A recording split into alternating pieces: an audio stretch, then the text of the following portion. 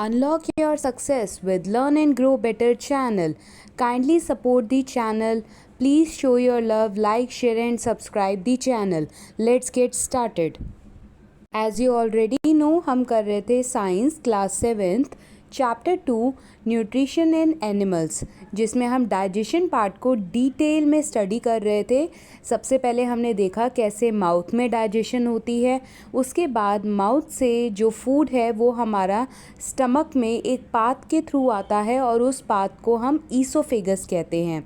And then stomach basically जिसे हम जे shaped organ कहते हैं, उसमें कैसे गैस्ट्रिक जूस रिलीज़ होता है, उसमें गैस्ट्रिक जूस में हाइड्रोक्लोरिक एसिड, पेप्सिन और म्यूकस का क्या रोल है, ये सभी चीज़ें हमने डिटेल में पढ़ ली हैं। अगर अभी तक आपने ये सभी कॉन्सेप्ट नहीं समझा तो जल्दी से जाइए, प्लेलिस्ट पर सारी वीडियोस अपलोड कर दी गई है learn and grow better channel पर। सारी वीडियोस पर जाकर विज़िट करिए, उन्हें अच्छे से समझिए। तो आज का टॉपिक बाय पिक्चर आपको क्लियर हो रहा होगा कि आज हम क्या पढ़ेंगे। Yes, very well done. तो today's topic is digestion in small intestine. अब स्टमक में भी डाइजेशन हुआ। अब स्टमक में डाइजेशन होने के बाद बेसिकली डाइजेशन था क्या? डाइजेशन था हमारे जो फूड पार्टिकल्स हैं उनको ब्रेक डाउन करना, उनको सिंपलर सब्सटेंस में कन्वर्ट करना ताकि वो एब्जॉर्ब हो पाए। तो अब फर्दर डाइजेशन जो है वो कहाँ पर होती है? स्मॉल इंटेस्टाइन में होती है। और स्मॉल इंटेस्टाइन क्या है? कॉइल्ड ट्यूब है। See this picture, this coiled tube is known as small intestine। और जो ये बाहर आपको दिखाई दे रही है इस पर्टिकुलर को हम लार्ज इंटेस्टाइन बोलते हैं। अंदर वाली कॉइल ट्यूब को हम स्मॉल इंटेस्टाइन कहते हैं। स्मॉल इंटेस्टाइन जो है बाय नेम स्मॉल लग रहा है हमें सुनने में कि छोटी सी ट्यूब होगी, बल्कि एक्चुअल में स्मॉल इंटेस्टाइन की लेंथ जो है वो ज़्यादा होती है as compare to large intestine के। Large intestine approximately 1.5 metre long होता है और 7 मीटर के अराउंड हमारी स्मॉल इंटेस्टाइन की कॉइल ट्यूब होती है। तो अब स्मॉल इंटेस्टाइन में कम से कम 5 to 6 आवर्स लगते हैं फूड को ब्रेक डाउन करने में, क्योंकि कंप्लीट डाइजेशन स्मॉल इंटेस्टाइन में होता है। अब क्या क्या होगा स्मॉल इंटेस्टाइन में, ये सब समझने के लिए वीडियो को स्टार्ट करते हैं। Let's get into the video. Good afternoon class. तो हमने देखा था कैसे फूड जो है स्टमक में डाइजेस्ट हुआ था, कैसे फूड पार्शली स्टमक में डाइजेस्ट हुआ था, ये हमने देखा था। पार्शली डाइजेस्टेड फूड अब हमारा आता है स्मॉल इंटेस्टाइन में। स्मॉल इंटेस्टाइन क्या है? लॉन्ग हाईली कॉइल्ड ट्यूब है जो स्टमक जहां पर एंड करता है वहां से एक्सटेंड होती है ये लॉन्ग हाईली कॉइल्ड ट्यूब, और लार्ज इंटेस्टाइन तक ये ट्यूब जो है कॉइल्ड फॉर्म में हमारे एब्डोमेन में होती है। क्लियर है इतना? कम से कम फूड जो है 3 to 6 आवर्स जो है स्मॉल इंटेस्टाइन में रहता है। स्मॉल इंटेस्टाइन में केमिकल डाइजेशन होती है। It means completely food break down होता है इनटू सिंपलर सब्सटेंसेस ताकि वही सिंपलर सब्सटेंसेस एब्जॉर्ब हो पाए। तो स्मॉल इंटेस्टाइन में 2 प्रोसेसेस होंगे, chemical digestion, complete chemical digestion, और second process is beginning of absorption. Absorption means जब फूड ब्रेक डाउन हो जाएगा तो वो क्या होगा, डिफरेंट ऑर्गन्स और सेल्स तक पहुंचाया जाएगा, एब्जॉर्ब होगा वो फूड ताकि पर्टिकुलर ऑर्गन और सेल उस फूड से एनर्जी यूटिलाइज कर पाए, अपने वर्क के लिए यूज कर पाए। क्लियर है?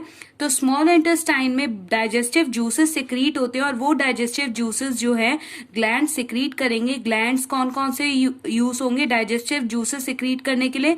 Liver and pancreas. तो स्मॉल इंटेस्टाइन में लिवर और पेनक्रियास डाइजेस्टिव जूस सिक्रीट करते हैं। अब स्मॉल इंटेस्टाइन में कैसे कंप्लीट डाइजेशन होगा ये हम देखेंगे। The small intestine in human beings is site of complete digestion.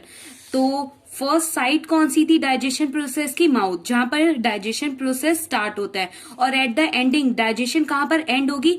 वो है small intestine.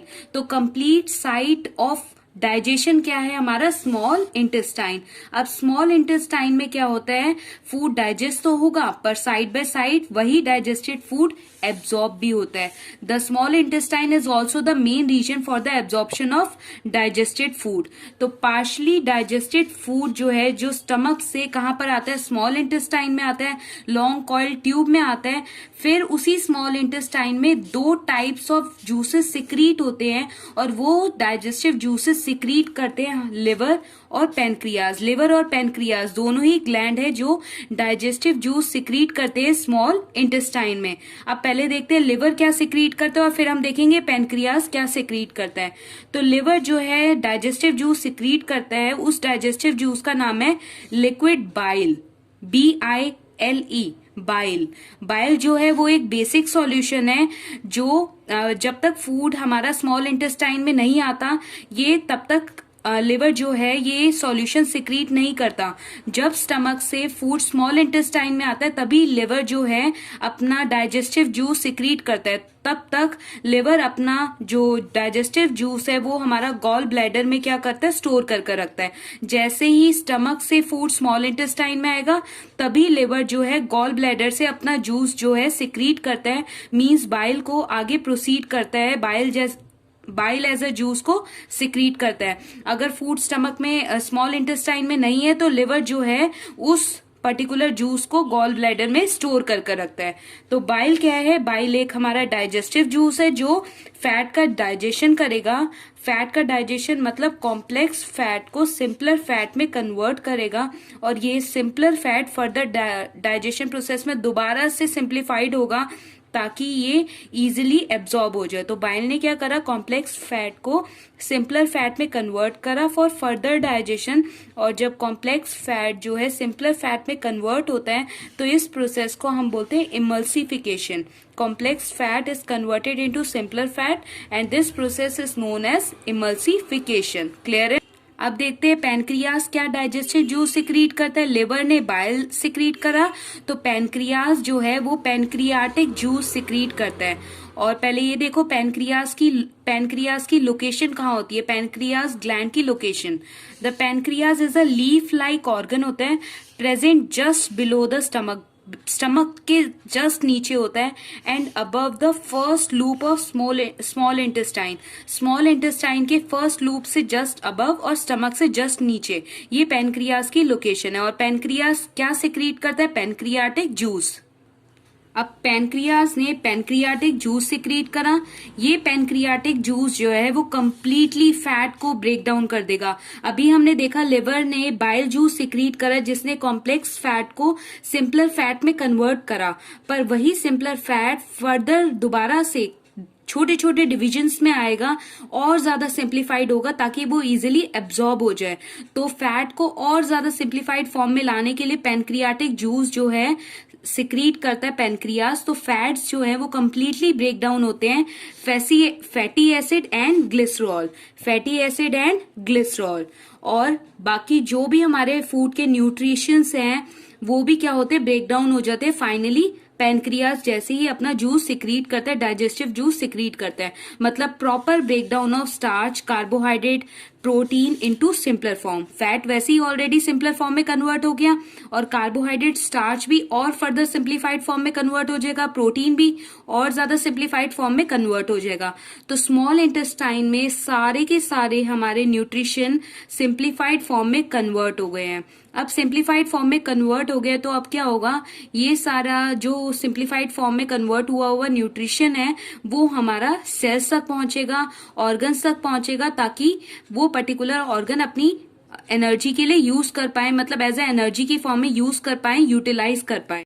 Till then, take care. Bye bye. Thanks for watching and subscribe the channel.